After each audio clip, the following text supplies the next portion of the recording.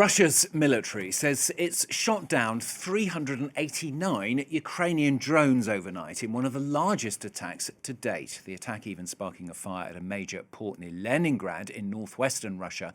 Other regions bordering Ukraine, as well as Moscow, also targets.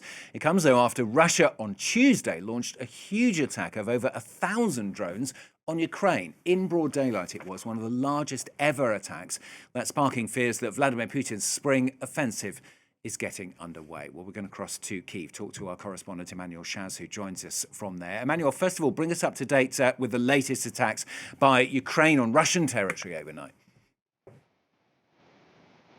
Well, indeed, overnight there's yet another Russian port, and a major port for Russia's exports of oil products, of Russian petrol that has been targeted by Ukraine. The port or port infrastructure seems to be on fire, according to some videos that have been circulating. And this comes just after 3 days ago, other strikes that also affected another port, the port of Primorsk. It is in the same region of Leningrad.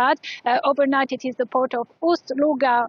Like I said, one of the biggest port infrastructure of Russia for its exports that have been targeted. Just yesterday, I was talking with the director of the the Energy Research Center here in Ukraine, Alexander Harshenko, about those Ukrainian strikes on what constitutes, a big source of revenue for Russia. And he was saying that, Russia can not rely fully on sanctions against Russian petrol for it to affect Russia's economy and war efforts. So that explains why Ukraine is continuing such strikes. And so far, it has already hindered almost half of Russia's capacity to produce oil on its refineries. But targeting the ports also prevents Russia from sending its oil products, its petrol abroad, and that's the goal of Ukraine, which often doesn't comment directly on those strikes.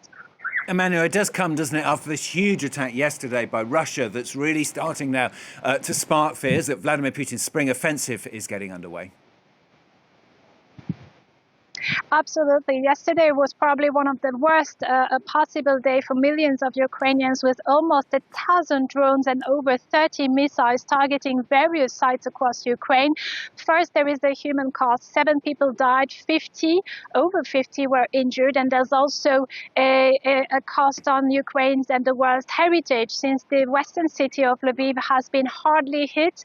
The church and the monastery of the Bernardines, they were built at the very beginning of the 17th century, and they were engulfed yesterday in a fire. And as of this morning, there's also further damage that has been done to energy infrastructure, particularly in the regions of Kyiv and Chernihiv region, where over 150,000 people remain without electricity as of this morning, as Russia shows no sign of going towards any peace talks, just like as Volodymyr Zelensky, the Ukrainian president, was highlighting yesterday.